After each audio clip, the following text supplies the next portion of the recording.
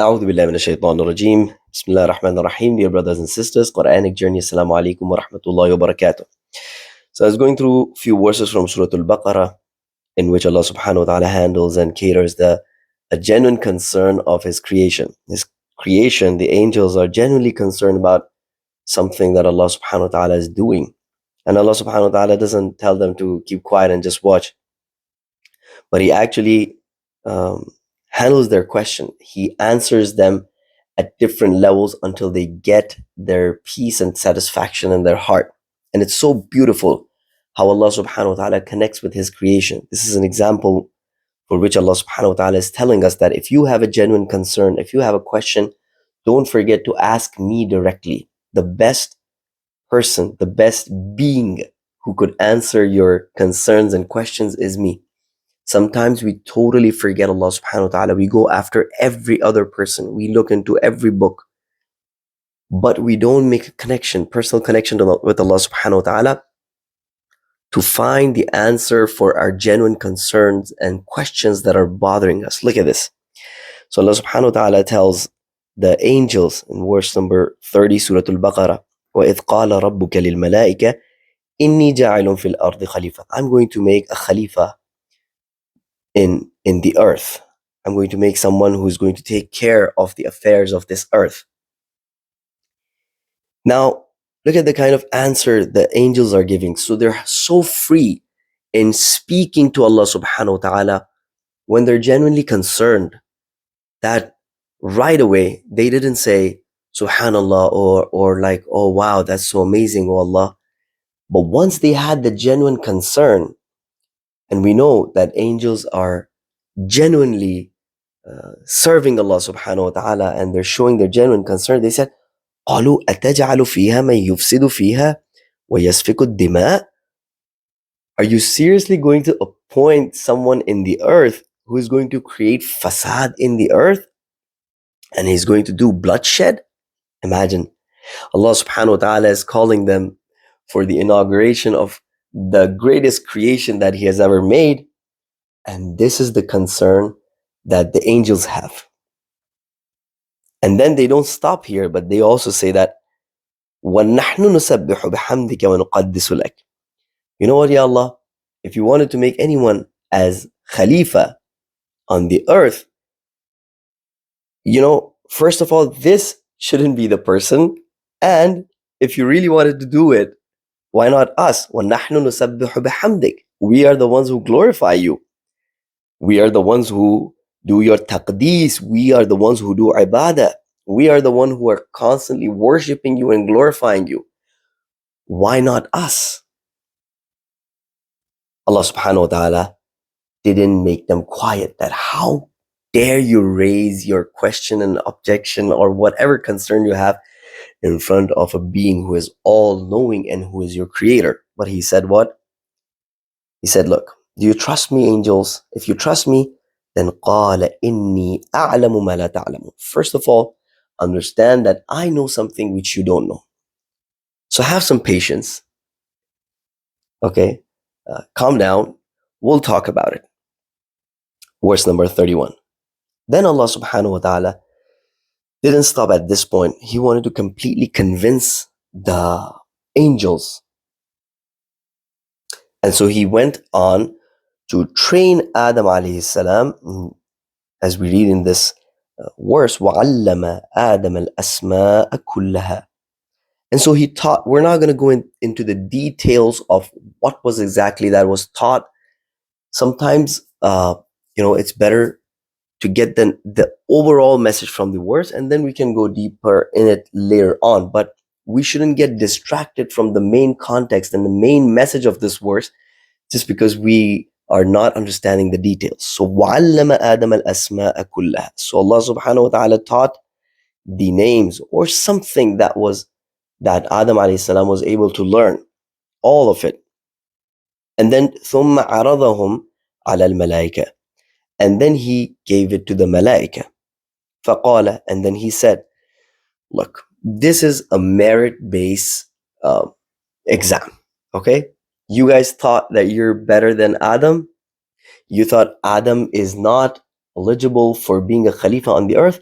let's give this exam and see which one of you passed this exam.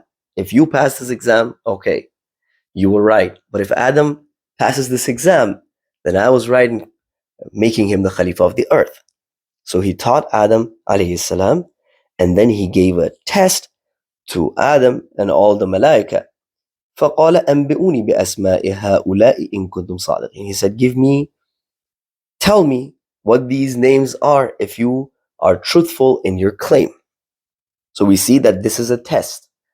Now, as we know that Allah subhanahu wa ta'ala is wise, then there is no way He would have made the test unfair. This must have been a fair test in which the knowledge that is provided by Allah subhanahu wa ta'ala is equal. The difference only comes in performance. And so this test is fair. Whoever performs better is going to, get their point delivered. So then the angels, when they realized their weakness, they said, قالوا سبحانك لا علم لنا إلا ما علمتنا.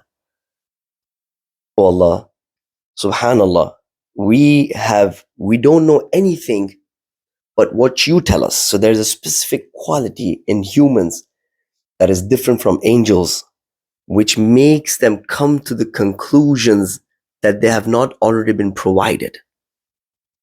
But this is absent in the angels. So they said, yes, oh Allah, you're right. We're not able to do this. Subhanaka la ilma lana illa ma 'allamtana. We're not capable of doing this. Innaka antal alimul hakim.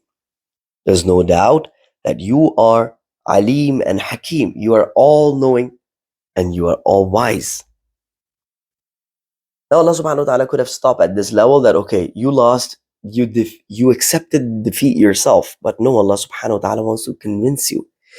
He is looking after the satisfaction of His servants. He doesn't want you to go without being completely satisfied. So remember that every time you connect with Allah subhanahu wa ta'ala, wait, maintain the connection. It might take a day or two or maybe months, but you will be satisfied.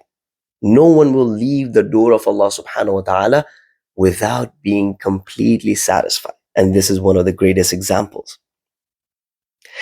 Allah subhanahu wa ta'ala said, قَالَ يَا آدَمُ. He said, O Adam, أَنْبِئْهُمْ بِأَسْمَائِهِمْ. Now you show them your skills. Show them the merits that you have, the capabilities that you have. فَلَمَّا أَنْبَأَهُمْ بِأَسْمَائِهِمْ. So when Adam alayhi salam gave a performance, told them about the names, did what the angels could not do, Allah subhanahu wa ta'ala said, now see, قَالَ أَلَمْ أَقُلْ لَكُمْ إِنِّي أَعْلَمُ غَيْبَ السَّمَاوَاتِ وَالْأَرْضِ. Didn't I tell you that I know what's hidden in the earth and in the skies? وَأَعْلَمُ مَا تُبْدُونَ وَمَا كُنْتُمْ تَكْتُمُونَ. Didn't I tell you that I am the one who knows what you hide and what you show? So this is a great example of when Allah subhanahu wa ta'ala wants to teach us.